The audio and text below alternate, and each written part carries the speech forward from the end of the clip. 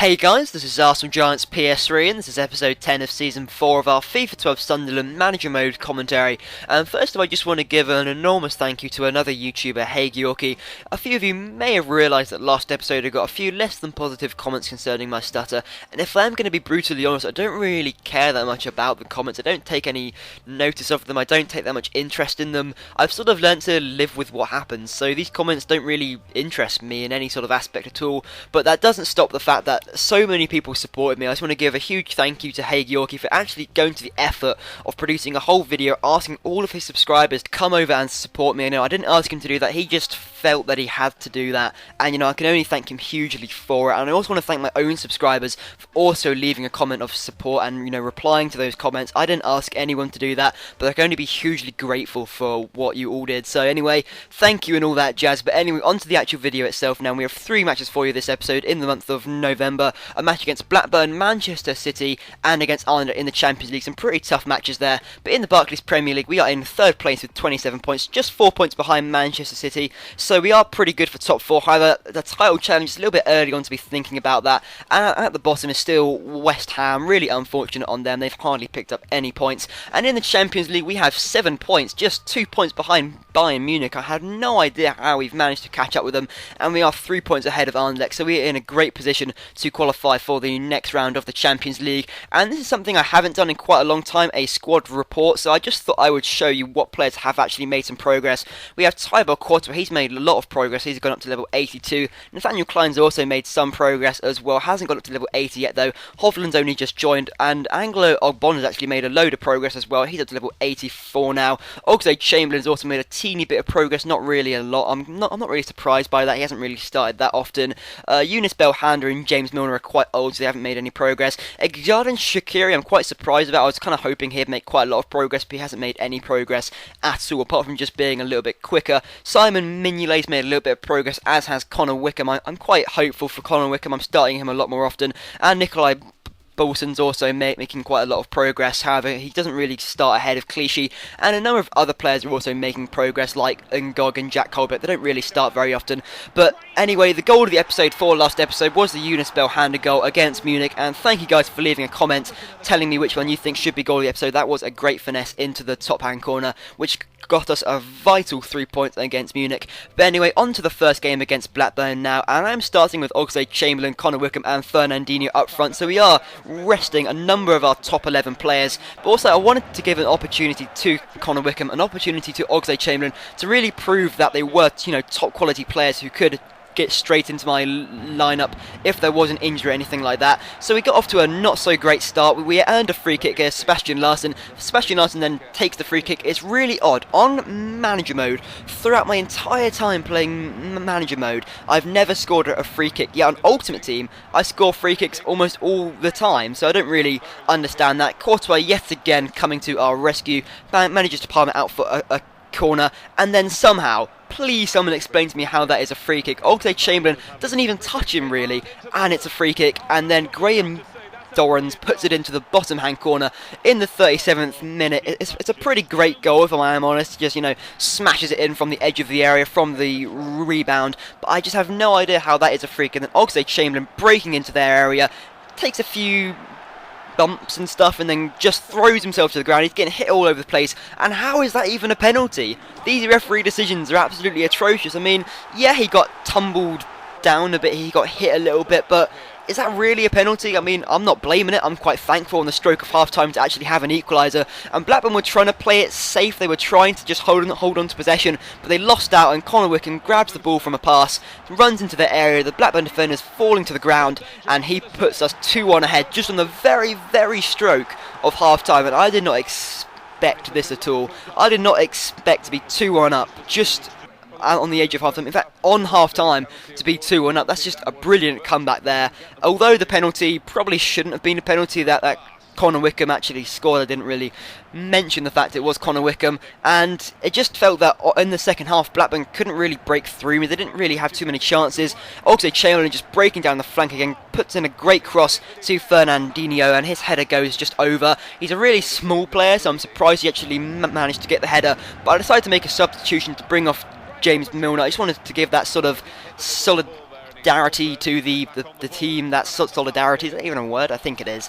To not concede a goal, but Conor Wickham has a brilliant opportunity here, just has to finesse it into the bottom hand corner, but it's really unlucky, just goes wide of the post, and that would have put us 3-1 up, and it would have been his hat-trick, and that would have killed off the match. But again, Blackburn hadn't given up in the 88th minute. Ogbonna with a brilliant tackle there, and Ogbonna, what a player he is just absolutely fantastic, and at full time it did end 2-1, so a really great 3 points and a great comeback to come from 1-0 down. But anyway, on to our second match against Manchester City, and I'm starting with Xherdan Shaqiri, Kevin Gamera and Lucas Podolski, so a lot stronger team, but just look at that Manchester City lineup. That is absolutely fantastic. They got Schneider, Pato, Tevez, Alves, Hart, Company.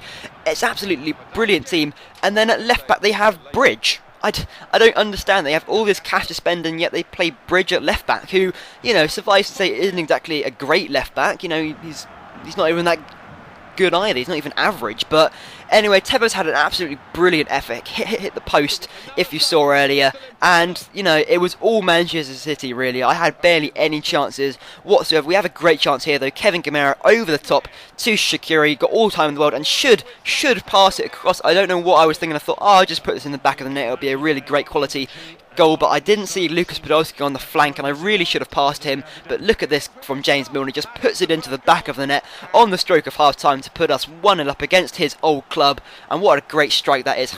Even Hart, who's overpowered as it is on FIFA, cannot get to that, and at half time it is 1-0 to Sunderland, on course for an absolutely brilliant 3 points. If I get 3 points here, I'll be absolutely ecstatic.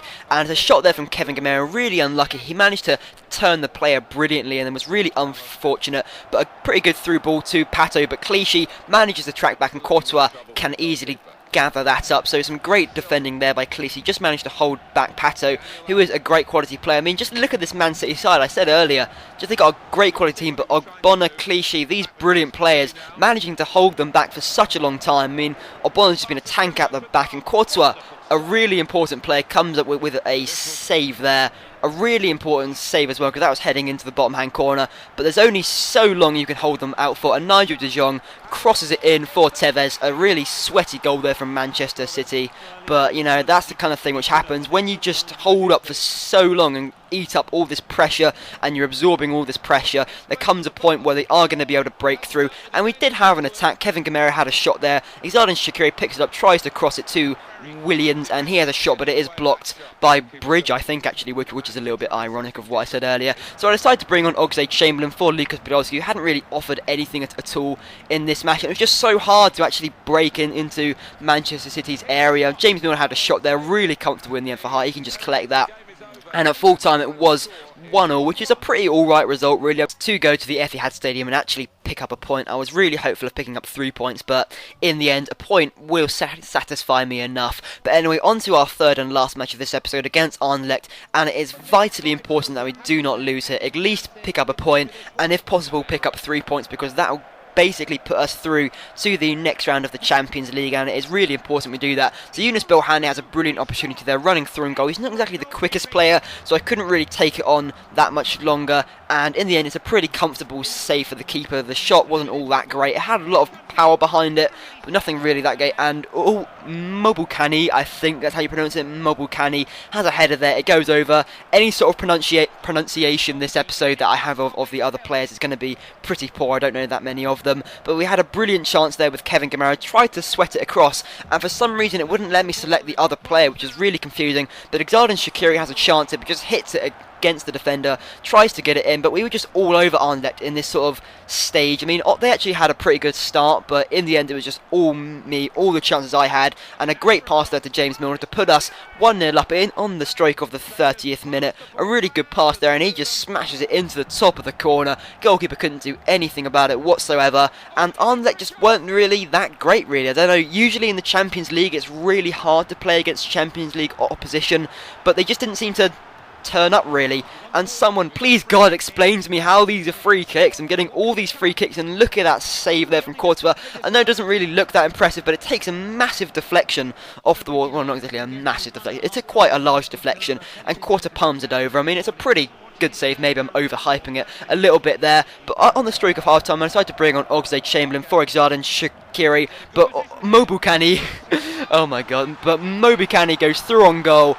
It was a pretty nice through ball, if I'm honest, and I don't know what Ogbonna was doing. That's the one criticism I've had of him this episode, is he wasn't in position there, but he has a great chance here to score. It's actually saved by the keeper. Really unlucky for Ogbonna to score his second goal for the club. I think he scored a header. I'm not actually too sure. But Chamberlain again running in, and he gets completely thrown off the ball. Yunus Belhanda tries for the finesse, tries to get it into that top corner. Really unlucky though, and we just have chance after chance. And Fernandinho here running on the ball. He spots Kevin Gamera making that run, passes it, and how? Please God, the others were free kicks and penalties, and then this isn't. Gets completely taken out from behind, and he just because he kicks the ball as he's being taken out, it's not a penalty. What? What is happening? And then, because of that, they go through and score in the 89th minute. That is a crushing blow, okay? And I'm thinking, no, FIFA, you are not going to do this to me. You're not going to not give me my penalty. Fernandinho sprinting through and goal, and then look at that finish into the bottom hand corner. Thank you God, Fernandinho. You've been something of a flop this season, but my God, that was crucially important. A 2-2 draw. I will take that. When we were 2-1 down, we should have had a penalty, and I'm just so thankful that we got that equaliser from Fernandinho. And anyway, on to some pretty good news now that Dede has returned from injury. It's going to be really interesting to see whether he can provide some competition for that starting centre-back spot between Hovland and Ogbonna, because they've been a really solid partnership since Hovland has been brought in. But anyway, onto the Premiership table now at the end of the episode, and we are in third place still 4 points behind Manchester City, and now 4 points clear of Liverpool. So all in all, this episode hasn't really made too much of a difference really in terms of the Premier League, and also in the Champions League we are still 2 points behind Munich and still 3 points ahead of Anderlecht. So again, not much progress has been made, but only one more match until we could qualify for the next round of the Champions League, which I'm really looking forward to. But anyway, on to goal of the episode now, and first off we have the James Milner goal against his former club Manchester City on the edge of the area. A really great strike to put us 1-0 ahead. Hart couldn't do anything about it. And now we have the Fernandinho goal against Anderlecht. Now this goal in itself is sort of alright, it's kind of average really, but I'm putting it in here because of the sheer importance of it to get us that equaliser in the 90th minute. That was just crucially important. But anyway, on to player of the episode now, and not too many players really stood out, but I feel that one player who did kind of stand out had to be Courtois. There were a few other players such as, Connor Wickham and Ogbonna, but Courtois really was pretty important this episode, so I'm going to give player of the episode to him. So anyway guys, thanks for watching this episode. I hope you enjoyed it, and also want to thank you for the support you gave me last episode. It really helps out, and if you could leave a thumbs up on this video, I would be greatly appreciative. So anyway guys, thanks for watching, and hope you enjoyed.